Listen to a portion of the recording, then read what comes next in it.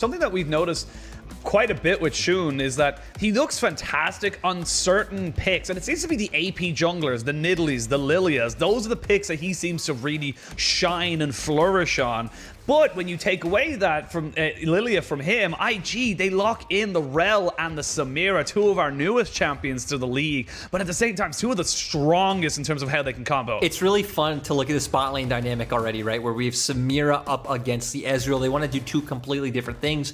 We've seen the new like ability haste Ezreal build once again earlier on in the day. This is still a champion that can completely take over a game 1v9.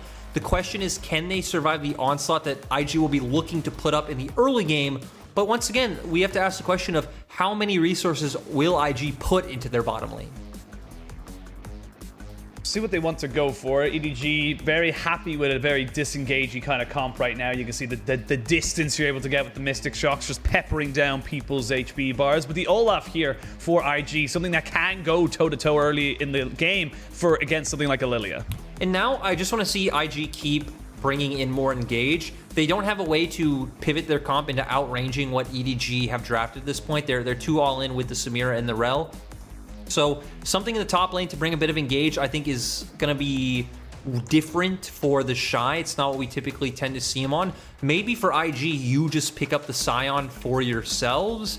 And then when it comes to the mid lane, you still would expect to see Azir. He is, I'd say, the highest prio mid laner on this patch. You could just blind pick him once again, and he fits in any comp. As EDG either want a Renekton themselves or are trying to bait IG into picking a Renekton.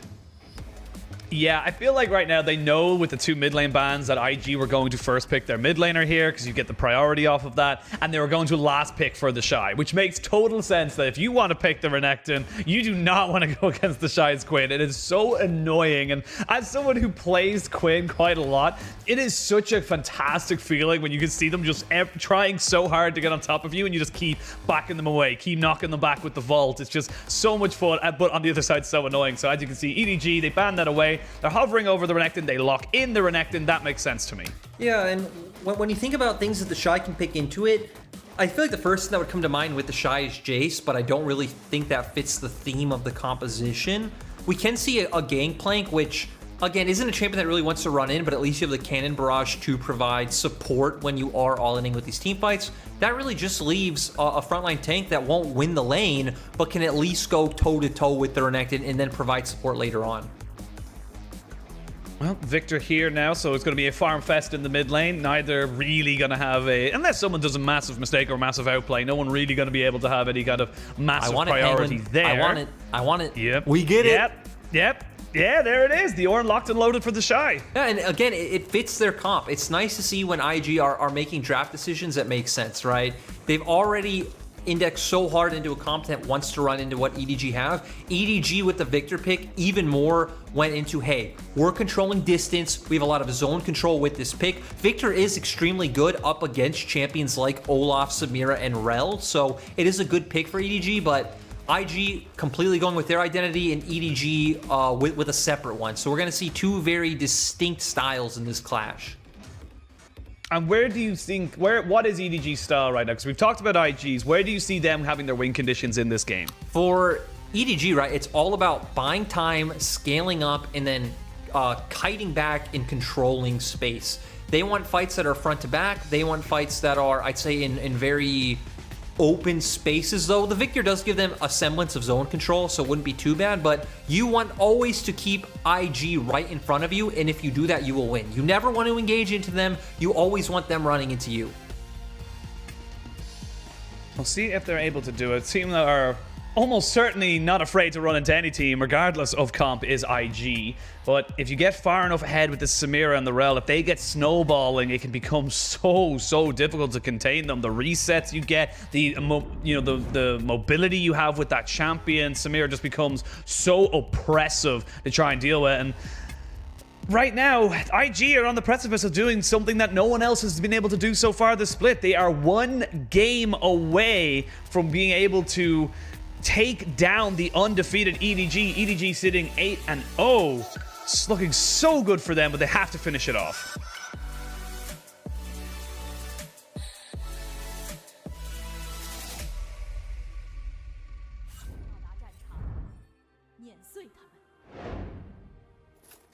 We are onto the Rift. We can see here IG playing a bit defensively around their mid lane, as everyone just kind of scoping out. Lucas is in that bush as Puff is in the bottom one, so they might just try and look for a little bit of cheese. Might be a bit of cheddar. I love that we have four players all around the mid lane at 40 seconds. Neither team trying to invade. Both teams anticipating some shenanigans, though.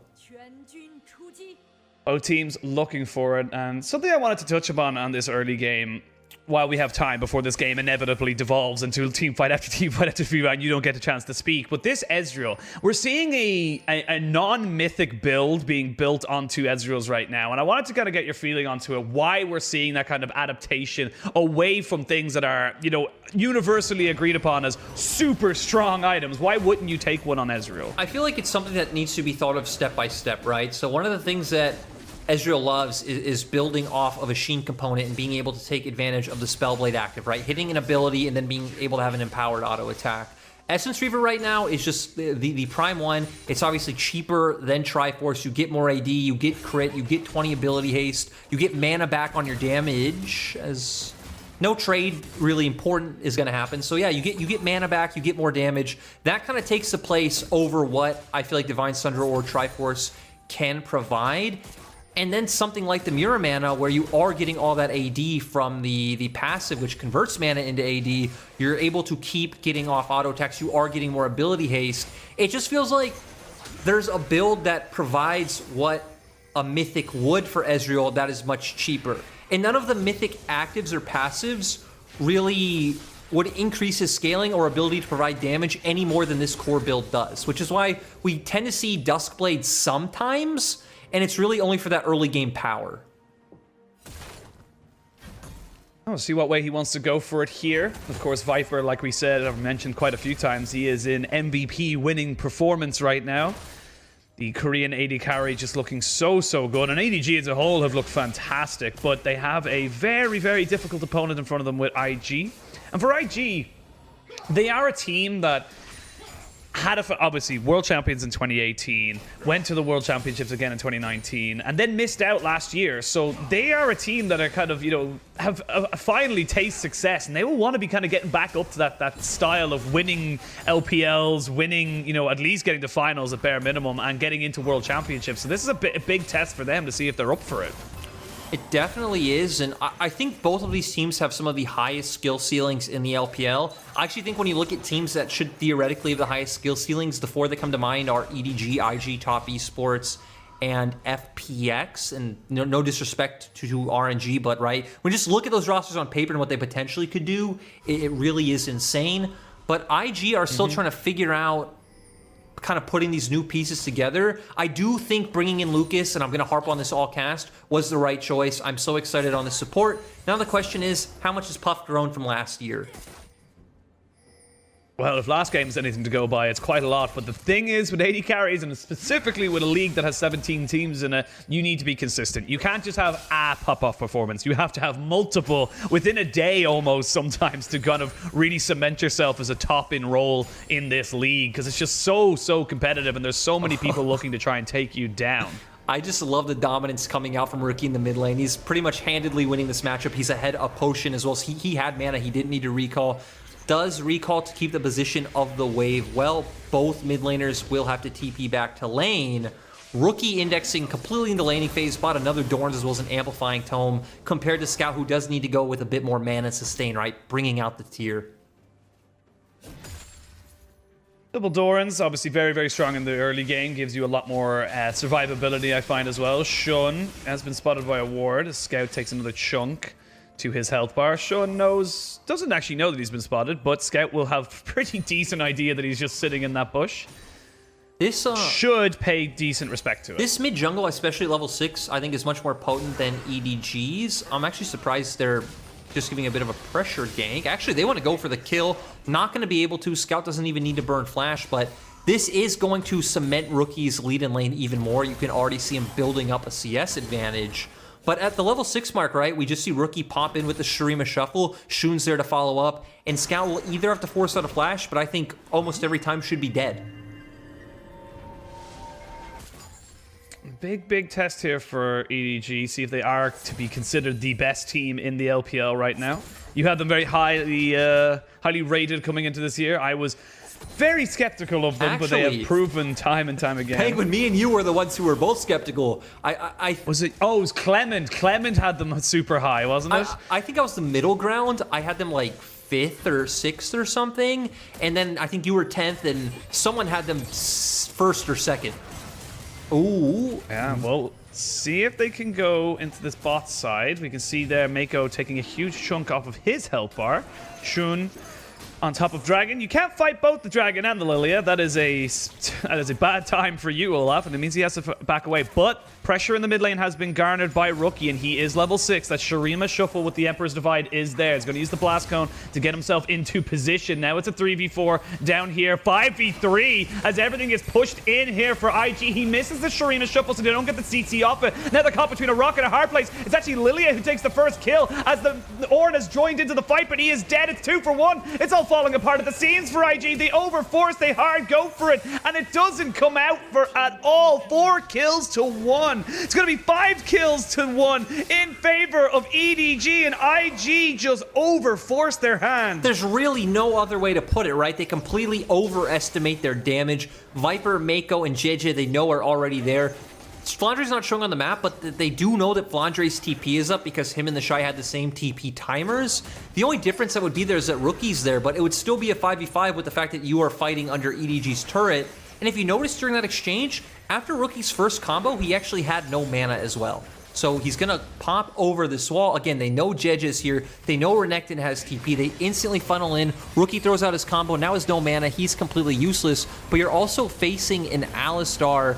Very tanky. He does go down, but it gives enough time for the rest of the members for EDG to funnel in. They lock down enough members.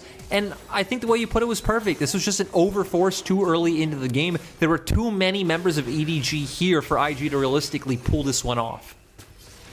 That was, yeah, it just felt, you could see it in a fight, everyone just kind of separates off, and it's almost like 1v1v1v1. Like everyone's just kind of fighting their own little battles right at the end. After they had expended everything to kill off Meiko, the rest of the fight was just like, well, none of us have cooldowns or mana now, so we're kind of screwed. And in the early game, Flandre on a Renekton, it's just going to have far more impact than an Ornn will. That's just a fact of how this champion goes. So very much a big boo-boo there for IG, but they're not out of it just yet. They're about 2,000 gold behind. They will pick up the first strike of the game, so they still get that objective. But now we've got a little bit of a ticking clock here for the side of EDG. They've got, mythics on the way. They're going to have a lot of cash injection now into the Ezreal and into the Renekton. They're going to be very, very powerful once we hit those 1 to 1.5 item spikes. That's the scary thing, right? Is just hitting on the Ezreal. He's already almost at the Essence Reaver, and we're going to see a bit of a skirmish. Nothing happens. That should be fine. So Viper is in a prime position with these team comps to just completely take over this game. He outranges everyone on the side of IG. The only real way they would have to close the gap is with the Call of the Forge God, which you have Cleanse, Flash, and the Arcane Shift for. So I feel like this game should be heavily weighted in EDG's favor after that bot side flop. Well, see what IG can do to turn that one around. They are looking to maybe just kind of keep lanes going solid right now, but the rest of EDG have other ideas. They're looking to try and dive onto TheShy, who has got Flash available and the Ornn Horn. He's going to be able to use it. They do get the Gravity Storm down on top of him.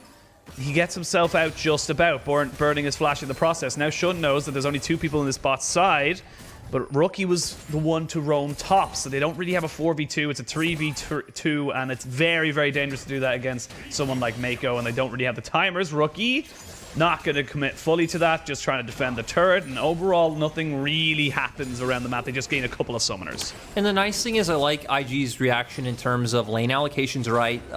They have Rookie cover top CS. They're sending TheShy mid to catch a wave so he doesn't lose out either. So realistically, they're not falling too much further behind than they already were. We're going to get a bit of a replay in the bot side. Hextech Flash. Ooh, really nice Ferromancy into the ultimate coming out from... Actually, I don't think he uses ultimate, but just really nice engage coming out from Lucas. Yeah, look for the engage, but This is why we see Alistar into the Rell so many times. Rell's engage is very powerful, but it's also very telegraphed. Yep. So it's very, very easy for someone like an Alistar to go, oh, cool, you're looking for something here. I can interrupt you. My headbutt pulverize combo takes priority over your crash down. So it's definitely a powerful ability. It's something they just need to make sure that they're not making it too easy to follow for the side of EDG. And EDG, 2,000 gold up. They've got the Essence Reaver. They've actually got the Mythic for Flandre as well. And it's just Stridebreaker is going to make this lane a lot harder for this Ornn. He's going to be pushed back underneath this turret quite a bit. And the great thing about Flandre when he has pressure, it's never realistically just about that top side 1v1. Is Jiejie's here. Jiejie is here. They're committing the teleports. As 2 to bar. It's going to be a 3v3 on top side. TheShy has no flash. He has no ult. And he is dead. But a good shuffle there from Rookie means they trade top laners. It's 1-for-1. Good response from IG. They're not letting EDG get away with murder. Really good punish coming out from IG, but EDG want to keep going. Nice crash down coming out from Lucas to make sure that he gets away. But yeah, great TP coming out from Rookie, securing that it is only a 1-for-1. But I was going to highlight the best part about Flandre when he gets pressure is it's never just about getting his own advantage. Flandre, I think, is one of the best top laners at rotating around the map, using his TP, influencing the rest of the map, as he said in his interview before this game.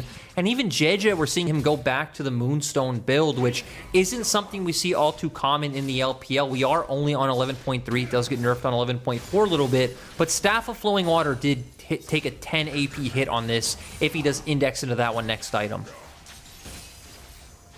Not as potent as it used to be, still relatively decent going into those kind of big team fights. And you see how powerful Shun was on the last game with the Lillia. So see if Jiejie can have a similar effect. And I love these little micro metas we get within series. This is a kind of a small little tangent, but you'll always notice like what teams prioritize, if it's especially two very closely contested teams, what they prioritize, what they think is good, and then you see power picks almost becoming kind of part of that meta where it's like, well, you know what, Lillia is now a power pick. Why? Well, because we both think we can do very well with it. That's I love those kind of micro metas you get in best of 3s and best of 5s. It is great, I think, especially in LPL where the stock standard holds true of like whatever the holy S+ tier is, right? Like we see Kai'Sa and Udyr ban both games. Once you get rid of those, you're right, it really does become like a microcosm of like what these teams care about, as TheShy wants to engage, but gets nothing. Wants to engage, but completely whiffs. Completely whiffs. Swing and a miss there for TheShy. Takes half his HP bar as punishment. Slap on the wrist. Don't do that again. You want to try and fight us? Make sure you hit your abilities. And TheShy give it, TheShy take it away, I think, is the definition of the kind of player that he is. And right now, it feels like EDG, they're going to have priority pretty much anywhere they want to go. They've already gotten the wards kind of swept, but not all of them. You can see 1 or 2 just sticking around the back end of this pit. They have got TP available for TheShy, but no ultimates. So the flank's not going to be the best either. Good wards here from EDG, though, on the other side. So I feel like IG, they shouldn't really be looking to contest this. That's the thing. And even if TheShy did have the ultimate right, Ornn's not really the type of champion who I like to see come in on TP flanks. We saw it way too much in 2020. Ornn wants the front to back. You want to be standing alongside your team and hit that ultimate. I don't think you provide too much coming onto the back line yourself. But right now, they are going for a cross-map play on top side as we see a replay of the Rift Herald hitting mid lane. Scout did get some plates, but this is one of the adaptations we've talked about with IG, right? I feel like they've been a lot better at looking and making cross-map plays this split than they were at all last year. And that's great to see, but I'll have to stop myself for hours before I was going to talk about it a bit further. They dive underneath the tower. Flandre trying to clear the wave. It's a fight on 2 fronts, as we can see now. Jiejie getting caught. He goes down. That's a bit of an overextension there from the EDG jungler. And now the Flandre finds himself in enemy territory. He's going to try and chase him down.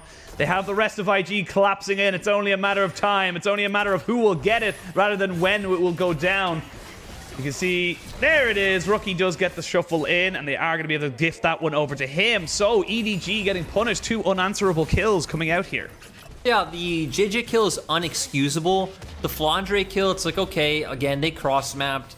He played it very well at first, was a bit cheeky with clearing out that wave. And one positive of it, right, is that he did buy a lot of time. So, actually, to where IG should have been the team with the tempo advantage in that situation, it's EDG who are the ones coming back on the map first, are having better buys, things along those lines. So Flandre, at least, I think, a bit of a silver lining with that one. Let's see how this whole one goes down. It's just straight up Jiejie just being in enemy territory, too far extended. And you can understand why he's here, right? Their bot lane's playing up. They're trying to zone them off the wave. But Jiejie going a bit too far from his bot lane with wanting those wolves. It is a bit of greed. The sin of greed, sadly, for Jiejie. So only if we had 7 players. I suppose the coaches would count. You'd main like who would be the 7 deadly sins in this EDG roster. I think greed would be for Jiejie right there. What would you say? Who do you know the 7 deadly sins? I do, but I don't know who would be the. I guess Meiko could be sloth. For last game, yes. Yeah. 100%. We'll see. We'll think about it. We'll come back and that's kind of interesting. Yeah, we will come back to it. It's a very interesting topic to kind of think about. But Rift Herald is being started here by IG. Well, EDG do not want to go for it, or don't want to let it go unanswered. It's going to be a straight up 5v5. Flandre looking for a flank. IG, they're actually just swapping map sides right now. It's red team on blue and blue on red as they're just trying to get this objective. It goes down in favor of IG, but will there be a fight afterwards? They do land the swirl seed. Dominance has been popped by Flandre off the backside. TheShy pushes forward. It looks like EDG don't really want this one just yet. We talked about this just before the game started. EDG want IG to be running into them. IG want to be running into EDG. So let's see which one feels more comfortable now that we got both win conditions. Now IG pushing back into this mid lane, trying to trade back the lanes. But here we go. Meiko jumps in, does not quite get the combo, and has to drop the unbreakable will to keep himself alive. But IG do not have the inside track. They are going to lose the mid lane tier 1. And they are going to have to back away. TheShy is still here. Good arcane shift here from Viper. I got a little scared, but they're not quite done. Shy goes in, gets one knocked up. They jump straight in down on top of Flandre. That's the Renekton down. The Crocodile has been killed. Lucas a little bit too far forward. He is ticking down with the Ignite. One last Mystic Shot will take him. Rookie is now the target here for Scout as he pops down the gravity field. They get the sleep down on top of him as well. He flashes away. As you can see, it's a fight on 2 fronts again. Meiko takes down Shun. TheShy so low. It's all on Puff, but he cannot get the damage down. EDG take the fight. They do not get the Rift Herald, but they get a hell of a lot of gold. But IG are just over-forcing again. You highlighted it so well that EDG want to be kiting IG back. I loved EDG's discipline around that Herald. Doesn't really matter too much that IG got it. It's not a big deal. They were disciplined. They were throwing out their poke and trying to whittle members down. Then right when they're next to their turret, IG randomly thinks, hey, let's engage right next to their turret. We're going to see it right here. The Call of the Forge God comes out. Sure, they are going to be able to get Flandre, but the rest of EDG's members are in a fine position. And it actually opens up for a counter engage to come out from Meiko. Scout and Jiejie are in great spots. Viper. Great flash from Scout. Yeah, right. Amazing. And then Viper able to throw out just skill shots on the end of this, and they're able to clean house. So twice IG's over-forcing has been punished. Ooh. Definitely feel like IG feeling they may be a little bit further ahead than they, or less behind than they currently are. It's now a 4,000 gold leader, 3,500 or thereabouts for EDG, and sorry, 4,500, excuse me, for EDG. And Dragon coming up in 6 seconds. We do have ultimates available. TPs are there as well. We will have Flash on Puff at about 10, so that could be pivotal. But for IG, I feel like you just need to back away. It's a Cloud Soul. They're not really near it anyway. This isn't be putting them within 2 of it. There's no real reason for you to fight this, but they feel like they have to. They've got the Liandry's Anguish. They've got the Gore Drinker. The Immortal Shield Bow, they've got a couple, but there's 2 items onto this Ezreal. Viper is massive now with the Dustblade and the Essence Reaver. I agree with you, though. I think they should just be looking top side as the Engage potentially looking to come out, but I think IG just drop Herald, get damage on mid, transition to top side, take away all Jiejie's camps, focus on getting top lane turret. You don't really have anything to lose on bot side other than that Dragon, which you don't need. Yeah, you do not need it. Looks like they've heard you. They are taking your advice, Coach Corby. And they back themselves all the way up. They do not want anything this. And you can see, like you said, the skill shots and the abilities that are being thrown out, the swirl suites, the mystic shots, the death lasers from Scout on this Viktor. It's becoming very difficult for IG to even get into a good position to try and find an engagement, let alone actually take a fight. I agree. At this point, EDG's comp is so far ahead. Not even just the 5K that it shows. It feels like it's more like a 10K gold advantages. Scout's gonna go down, but Scout Scout just gets caught. I'll be honest, it doesn't really even matter too much. This does nothing to set EDG behind. And I actually think IG really missed an opportunity to get vision down on top side and take away Jiejie's camps when they were doing Dragon. At the end of the day, they gained nothing. And in the end, they still gave it up.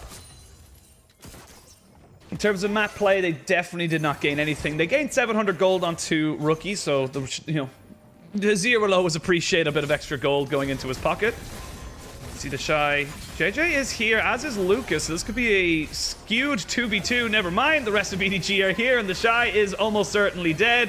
Nowhere for him to go. It ends up going over to Jiejie. And again, overextensions. You're playing toward... You just got bot lane. You know you can have the pressure there. Why do you have to give up towards top side? And now EDG, they're looking for Baron. And their only hope is that Shun can steal it. He doesn't have flash. There's no blasting plant. He has to just run in with Ghost and look for it. I'm not confident IG can actually take a fight.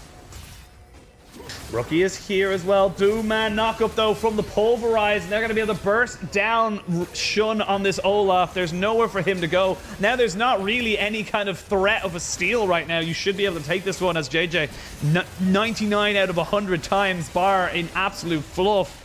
But Rookie is here. They're going to use the TP from TheShy. He has got ultimate as well. Will flash in, pulverize Meiko, trying to make up for that first game. TheShy is there. Actually, interesting interaction there. Gets the knockup as they go straight in. Flandre is going down, but so is Rookie. They're trying to see if Lucas can get anything else down. They do get the Ornn horn out. Puff goes in. He has got the Inferno trigger. Puff gets one. Puff gets two. Puff gets three. And Puff keeps the game alive for IG. And IG buy enough time for Puff to just stack up the style points and really take over. You saw there, that was not a fight that IG had any due diligence of winning. Even the Emperor's Divide coming out from Rookie, it's like EDG wants to stay at arm's length, but EDG weren't able to get onto Puff, and Samira is still enough of a threat to where if she can get in a team fight with that Infernal trigger, she can completely take over.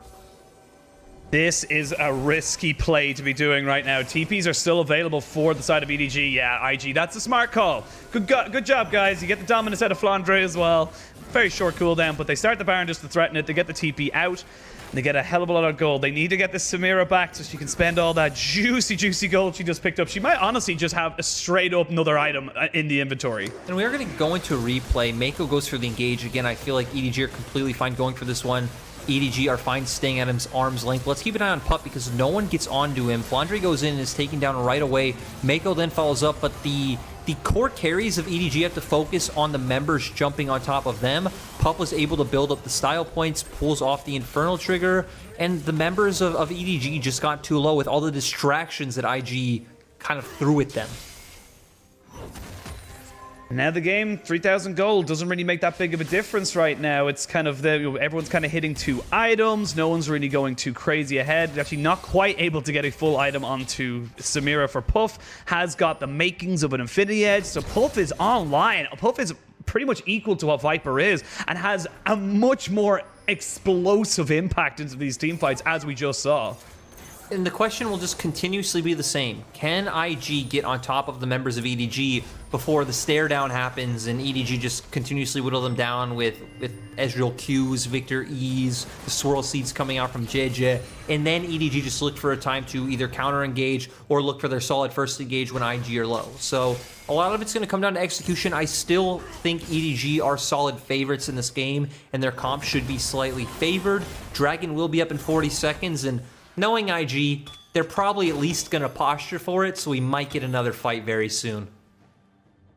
Just to go back to what you asked about earlier, Jiejie did not go for the Staff of Flowing Waters, not Blowing Waters, excuse me. But I went for the Chemtech Putrefier, excuse me. So I actually quite like this. When you look at the amount of healing that is on someone like the Samira and the Olaf, I quite like this. The thing I really love about this item is, again, the change that when you deal magic damage to enemy champions, you now give your allies grievous wounds when you heal them. I'm sorry. When you heal or shield your allies, it gives them grievous wounds. It's like AoE grievous wounds to your team. That was a change made on patch 11.3, and it's an item I've really wanted to see in pro play this patch that I haven't gotten to see in LPL yet. Well, there you have. Congratulations, Jordan. I'm very proud of you. Team grievous wounds, Penguin. You give your whole team grievous wounds. I know. It's insane. It's almost like sustained junglers and sustained top laners were a problem or something that Riot had to deal with. Well, the dragon did go down. That puts EDG onto Cloud Soul Point. They are pushing in towards that mid lane. Everyone's resetting. They're still defending on the sidelines as best they can. But EDG, they feel like they're still the ones that are dictating the pace. They still feel like they're the ones that are going to be making the plays in this game. They get the mid tier 2. That opens up more of the map, creates more of a dark area, more area for IG to have to ward and be careful around. But they will trade it off for a tier 1 at the top. So Rookie, with that Nashor's Tooth now and the Liandry's Anguish, going to try and just be a nuisance now, because he will start to melt turrets and objectives. He's going to be the big damage dealer for their squad. Again, the only problem is that he is outranged. IG are the ones who are able to get the pushes off first, so and control Baron's side. And I will correct myself. I was a bit over dramatic with the... Ooh, actually I'm going to pause, because this is more important than any analytical point I want to make. IG are trying to bait out a fight. Yeah, trying to. Scuttle does go down, though, and that is in favor of EDG. So they know pretty well what's going to happen. They have a wave in that mid lane, and they do not really want to try and start this Baron themselves. Remember, if EDG get caught in the Baron pit and IG are running into them, bad news for EDG. But if it's the opposite and IG start it and EDG are able to kind of just throw in skill shots, very, very good. So you can see right now both teams just kind of force them off, try and see if they can get some kind of an advantage before this fight starts. And the IG go back to the Baron. You can keep trying to force this. And right now, not all the members are here. If Lucas can find a way onto Flandre, they might be able to start this. They have vision of Viper and Meiko right now. Flandre, little bit of a knock up there. Meiko is here as well. They get the sleep down, but Rookie's off on the backside, completely untouched. 3-man knock up, but who's going to follow up on this Meiko? He's tanky, but not that tanky. Needs to be very, very careful. Lucas gets a nice Magnet Storm. They get a 2-man knock up, and IG get 1 for 1. They're trying to see if they can take down Jiejie as well. It's going to be 2 for Puff, as now it's a 4v3, but the Ezreal very healthy, very full of mana, trying to see if he can go for something. The flash, Shurima shuffle, triple for Puff on a plate, and that is going to be Baron for IG. Amazing play coming out from both Lucas and Rookie. Rookie's been shooting shots all day with this Azir, and a lot of them have been missing, but when you get a nice pick like this onto the key Ezreal, it's all worth it.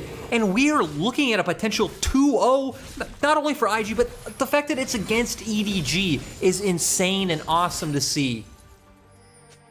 Honestly, it feels so good to talk, to talk about IG when they're at their best, because when they're at their best, it feels like they're going to be like they're championship worthy. And let's see, this is just IG just playing the fight properly. Yeah, and I want to keep my eyes on Puff, because a lot of the flashy plays come out right. TheShy goes in first. We're going to see Lucas make his way onto the back line as well, as Rookie and Puff are just consistently putting out damage onto the frontliners. There's the Magnet Storm that you talked about coming out from Lucas, and Puff and Rookie still doing the same, as, ooh, really nice flash coming out from Puff that we missed actually to get on top of Scout, and then Viper left to try to carry this by himself. We need to keep our eyes on Rookie, because there it is, really nice Emperor's Divide, and they just clean house. And this is a revitalized, a reinvigorated IG. This isn't, this isn't the IG I expected to see, but it is almost like clockwork how it happens every single year. The start of the split, right at spring split, we see IG. They don't look fantastic. They look okay. They kind of like, they're still good consistently, but they're not like, 100% dominating. Then they come back after Chinese New Year, and it's just like revitalized. We are a new team with new setups, and this is fantastic for them to see. We actually do have a 4v4 into this mid lane. I'd say both mid laners are off split, pushing in opposite sides of the map. But for IG, this is a fantastic start for them. They have now equalized the gold. They are 50 seconds away from denying a soul point here for EDG. But for EDG, they are going to be looking to try and take that soul point as quick as possible, because then Elder Dragon becomes a win condition. And we're going to see Rookie rotating towards the mid lane now. They did keep him split pushing the side, because he's a lot more safe in a side lane with the mobility that Azir has with being able to shuffle away. They are going to take down 2 turrets, and they can keep sieging. EDG a pretty good wave clear, obviously, with the Viktor in the lane. So I don't know if IG will actually be able to take an inhibitor without actually forcing a fight. Well, the Shurima's Legacy has been popped down into that mid lane. They just try and use this Baron buff for another 40 seconds or so. This is IG trying to crack the base. EDG need to try and just defend this as best they can. They can't really afford to have super minions popping in. Blade World does stop any kind of poke, but IG now being forced back. Flandre's found himself behind. Meiko goes in onto TheShy. He's down to below half HP.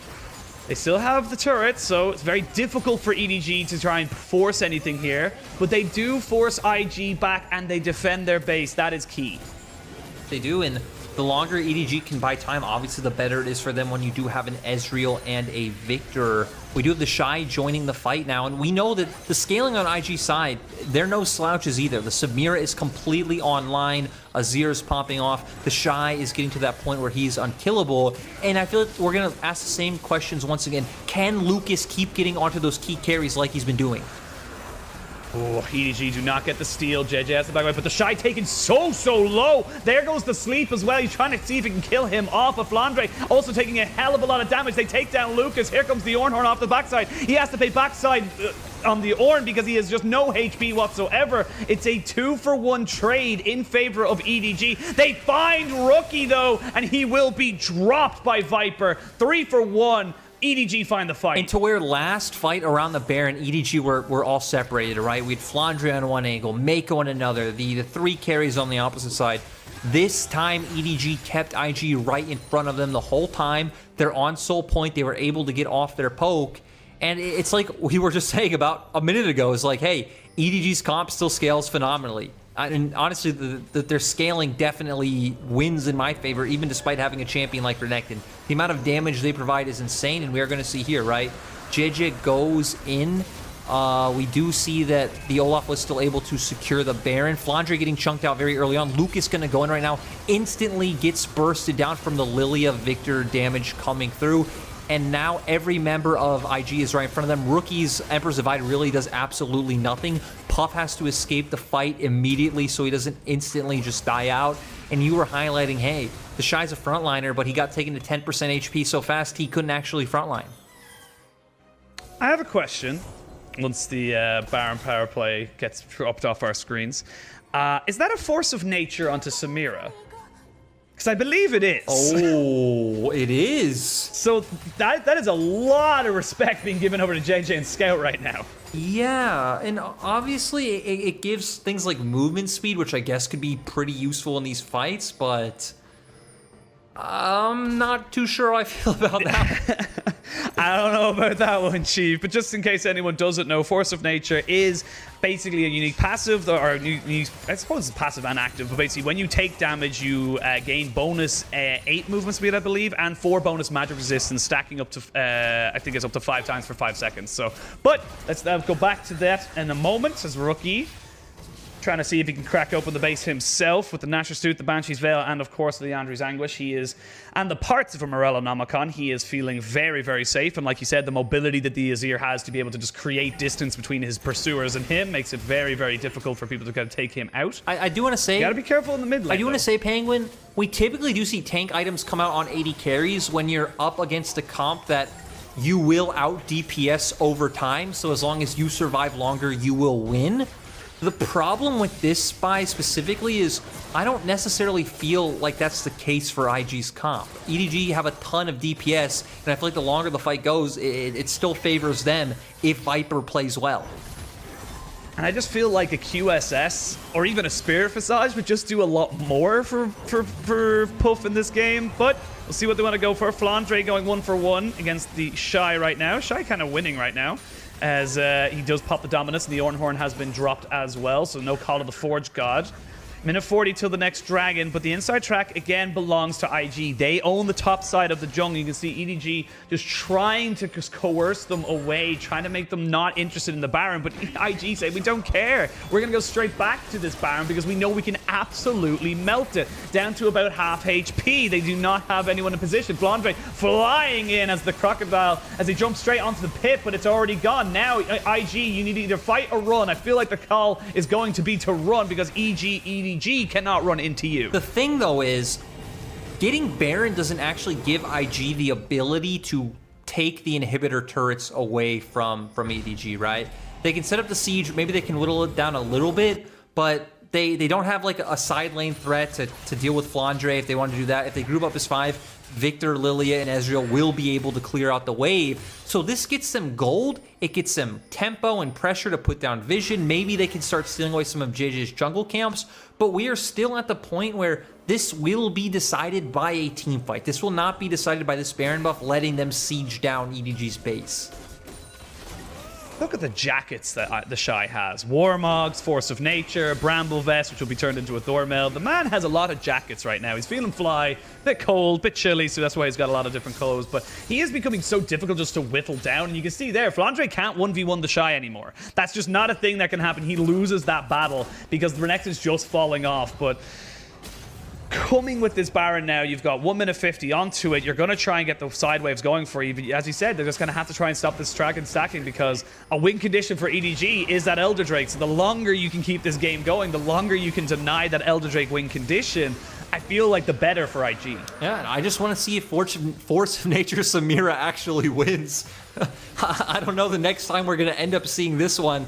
They do get the Cloud Drake, so again, both teams on soul point at this time, but it goes back to like we said, IG, Baron doesn't really do anything for them. They can't exactly siege down EDG's base with the amount of wave clear that EDG has. Yeah, just a testament to exactly what you're saying. Baron is down to its last minute, and we're still not even knocking on inhibitor doors right now. It's become difficult for IG because 3 items, 3.5 items onto the Viktor. You've got 4, 5, full build basically for Viper as he finally picks up his GA. It's very, very difficult for them to push in. They finally get a wave going for them as there was, so they had to send someone from EDG down to bot side, and Viper takes a chunk for his efforts to try and defend. And now they could maybe look to try and go for something here. Again, TheShy coming out on top against Flandre. They are going to be able to open up the mid lane. Can they open up 2? 2 inhibitors would be very, very big here for IG. They do get their prize. Have to commit the Call of the Forge God for it. And they've got 2 cannon minions just berating this one here. So they should be able to take this inhibitor down. No questions asked. But now the question is, where do IG go from here? Because IG still need a team fight. They would need to take 2 more Drakes, right? They would need Soul and then Elder to then have stronger combat stats, or they're just waiting this one out for the next Baron since their Baron's going to expire. Regardless, it's about when and how are they going to pull a trigger on a fight. Oh, the trigger looks like it's trying to be pulled right now. Flandre gets caught straight away by TheShy. He gets taken down to about 1/4 of his HP. They do land a Swirl Seed, but it's only onto the Ornn. Not exactly a priority target. Oh, never mind. They decided it is, but he's just able to buffer that one with the Bellows Breath. Very nicely done there from TheShy. Jiejie does not get any purchase. There is 2 minutes, 45 seconds until the Baron. 3 minutes until the next Drake. EDG, their base is in tatters. They're running out of options. I'll be honest, if I'm EDG, you give over the next dragon. I don't think Cloud Soul matters all that much. You just keep picking up gold on the map, whether it's your jungle camps, whether it's pushing out these waves, because now you're going to have gold funneled into your base by these super minion waves, and you're pretty much just waiting out until Elder. I think you can fight and posture for the next Baron, assuming you don't have waves to worry about, which they probably will. So giving that one up, not a big deal. But as long as IG don't get Elder, I don't think this game is lost for EDG yet. As we've seen, all the fights have been extremely close. They've been very, very close. It's kind of who gets on top of who and what AD carry is able to free fire, because we've seen Puff, when he's been given the room, the ability to have some breathing room around him, he is just popping off, and same goes to Viper. So these 2 ADCs are definitely the catalyst for both of these teams, and Puff has decided, as you can see how he's so damn slow, I do not need boots anymore. I am going with a Last Whisper to try and build into almost certainly a Lord Dominic's regard to try and finish off his build. So EDG, you've got super minions pouring into your mid and to your bot lane. You can see now IG prepping the wave up in top side. You need to find a good engage. You need to try and find a fight before either of these objectives come up right now, because you just don't have the vision to try and contest them. That's the big thing, right? That's the best thing that they have gotten from the pressure they get from inhibitors, is that they have the ability to control vision and deny vision from EDG, which should lead to a favorable fight when EDG are forced out of their base. All right, good wave clear though. Without the Baron, very difficult for IG to get any kind of real sustain onto this turret, which is still fairly healthy. In the mid lane, you can see Flandre puts down all the damage and comes out with less health, because that's just what Thormail does. And right now, Puff Needs to be so careful. Down to about half HP. Meiko goes down straight away, though, as he gets taken out by Puff. And that's a 1 for none straight away. Now the fight can come in. This is all IG. Puff feeling himself. Puff feeling confident to jump straight in. The Jiejie goes down. Viper keeps himself alive. But for how long? The base is in tatters. The game is over. And IG take down the undefeated EDG and will deliver them their first loss of LPL Spring. That is what IG would do, right? They would look middling, all split long, have some impressive wins, have some losses, and then be the team with the potential to take down our undefeated team in the LPL. On top of that, bringing in Puff, who has not played any games in 2021. For reference, he played 1 game of Demacia Cup, which was in 2020, and that was it. He lost. He lost the game against BLG. Now they bring him in. Again, Lucas has played a few series with the team, and again, Lucas looked great. Puff having standout performances. I feel like Shun had a really good series, and Rookie at least had flashy and important moments in that second game. So really good win for IG, and despite the fact that I think having an undefeated team in LPL was a cool storyline, I think it's even more cool that now we're seeing kind of the human elements and the mistakes by EDG finally be punished. They have taken down someone who we thought very likely was going to be able to go this split undefeated, and for IG it's a fantastic restart to the spring split. They come back. I think they lost. Yeah, they believe they lost 2-1 to RNG just as we were leaving for Lunar New Year break. They come back. They take down EDG. That is not an easy schedule. RNG, EDG are 2 teams that you would 9 times out of 10 be betting on the other team to win. So for IG, it's a fantastic win for them, and for EDG, they have a rival. They have someone to talk about. They have someone to kind of compare themselves to, if you will. I think I did take over for Munchables, and I'm unfortunate that I have to, but he is here with us in spirit, and I will give you a very good stat from him. Is that the last time EDG beat IG in the regular season was 2017. That is nearly 4 years ago that EDG were able to beat IG in the regular season. That is a damning stat there for EDG. And I want to go back to what you started your statement with about IG had a hard schedule. They played RNG right before the break. One thing I want to remind people of, because again, it was a long break, I'm sure we've all forgotten, IG were winning game 3 by 5k gold at 13 minutes against RNG. They threw it twice at Baron, once where they start Baron prematurely and get ace, the second time where it actually gets stolen away by Wei. But they were comfortably beating RNG. So we've seen the potential by IG all split now, where they're able to go toe-to-toe with the best. And now they will be sitting at 5-4, so they will at least have the same amount of wins as Rare Atom, who are sitting right now tied in 6 with Victory 5. IG making their way up the standings, and we've never doubted the potential for IG. It's so cool to see them come out today, and again, the curse of EDG against IG, like you're saying, just lives on. EDG just will not be able to take them down. They just can't seem to be able to do it. It's a mental block living rent-free in their head, if you will. But for IG, this is such an important win, not only for them, for the rest of the league, because it shows to the rest of the league, EDG can be beaten. EDG can be taken down. Look at the gold just fluctuating. And EDG, honestly, they had a great start. They were up to nearly 5,000 gold ahead. But IG were able to just force them into bad nooks and crannies of the fights, being able to kind of get this, a Samira pick going for them. And despite the damage graphs, you can see Viper with 42,000 and Puff barely with 20,000. It doesn't matter because Puff got the kills. That's the thing, right? There was really 2 key moments in my mind. The first where we see EDG on the Baron, and IG just kind of buy enough time, waste enough cooldowns, and distract them enough to where Puff was left untouched, gets in on the backline and picks up a ton of kills. And the second one was actually a fight that EDG were posturing for. They have Flandre on one flank, Meiko on another, but it leaves their carries exposed to all the members of IG being able to flash forward, right? Lucas flashed in, then Puff flashed in and got a kill, and then finally was when Rookie went for that Shurima shuffle onto Viper that won them that fight. It was those 2 moments that let IG win this game that should have been EDG's. It should have, woulda, coulda, but in the end, it was IG's. And this is the start of the year, or the time of the year where I start to get kind of, random questions in my head of like, who is the best team in the LPL? Who is a team that, if it does happen, we would be sending to MSI? Because teams are taking games off each other left, right, and center. Some teams look fantastic, and then next week they look terrible. It's, you know, it's a weird, you know, kind of setup, if you will, of like all these different teams. And that's why I love this league. It's why I love talking about it and casting it, is that sometimes you just don't know. You don't know who's going to take a win off of who. Rogue Warriors took a win off Top Esports. Why? Because why not? That's just how this league is. Yeah, I agree. Really, anyone can beat anyone. We've seen that, especially with teams like even TT earlier today, where TT can put up a fight against anyone.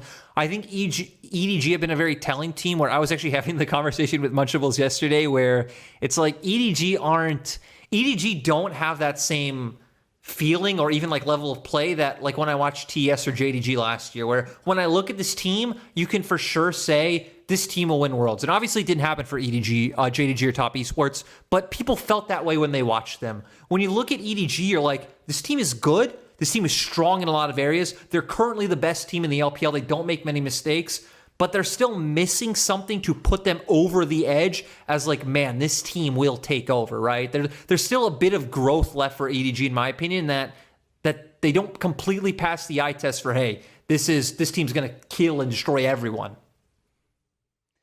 I feel like this is, again, like a very good learning moment for EDG. Better to lose now in the regular season than to lose, say, at playoffs or anything more important. This feels like they'll take this loss and come back so much stronger in the later on in the season. It feels like this will be like maybe their only one loss. Like I'm kind of quickly scrolling through their next series as such, and you've got the likes of Rogue Warriors. Then they play RNG next week. Then they play LNG, Top Esports, and E-Star. It's kind of peppered with like decent teams, not so decent teams, but these are the kind of things where if I'm RNG, I'm just thinking, well, thanks, IG. Cheers for that. Now we're going to have a really difficult game against EDG next week. You know, I like that you bring this up because I always like to answer these types of things with an anecdote where when I was on Flamingo and CBLOL, we went something like 20 game wins and one loss when we went to playoffs. We ended up getting reverse swept in our final. And our players and us felt like had we lost more games in the regular split to like mentally prepare for loss and add up different strategies, it would have been a much better thing for us going into playoffs. And I feel like it's always the same for that with any team that is regionally stomping their league.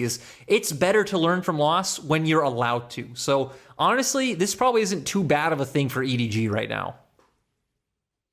Yeah, again, better to lose now than to lose in playoffs. And it's great for the league that everyone now knows, right, EDG can be beaten. We don't have what I like to call a G2 situation where it's like, yeah, whatever, G2 are just going to win. That's just how it is. They're just going to win and we're going to move on with our lives. This is a moment now where we're able to kind of go, okay, well, who is actually going to win? There is no clear 100% front runner. You could definitely say there are favorites, but there's definitely not a clear 100% foregone conclusion now for the league, which makes me excited. I definitely agree that honestly, I have no idea who's going to win it. You look at FPX with their roster now, obviously having some jungle changes. RNG have been extremely impressive. I still think Top Esports are going to power up to the juggernauts they were by playoffs come right. For Top Esports, it feels like a switch they can just turn on. But Penguin, we have a bit of an expected MVP. Yes, we do. Puff is your MVP for Game 2. Some people might have said he deserved it for Game 1. Doesn't matter, he got it in Game 2. His Samira popped off. The pop-off of Puff, if you will. And just overall, this guy is just looking like he's come back with a fire in his belly to say, I want my starting position. And again, he looked phenomenally. It reminds me of IG towards the end of 2020 summer, where they were on that massive win streak against Balin and just come back, and Puff had actually started playing more aggressively again. He's coming into this roster, this time with Lucas, who's kind of even a better version of Balin. Obviously, Shun's in now with a much wider pool and a much more meta pool than Ning had. And it gave him a lot of room to breathe. And honestly, the most surprising thing about Puff is that he was very clutch. He wasn't just like a role player who was putting out good damage by positioning well in team fights. He stepped up to put this team on his back when they should have lost. Yeah, and that fight right there, you can see he goes to within one auto attack from Viper of dying and that being an EDG fight. That's how close that fight is, and that was the turning point here for IG, who were behind, again, by about 5,000 gold at the midpoint, and they were able to turn it around. It's just so well played from Puff. I'm delighted to see him kind of finding a new, finding a new vigor for himself to push himself forward and get himself onto this roster. Because again, IG, they are the 2018 world champions. They are a team that are now, after tasting success, want to continue that. So there's a lot of pressure from the community and from the fans. It's great just to see him getting that kind of, performance, pop-off performance. I hope someone was counting the amount of times I've praised Lucas today, because we're going to add one, because, man, again, I'm so happy to see IG with this player on his team. They're performing so well. Yeah, honestly, Lucas is the unsung hero, as many supports do go.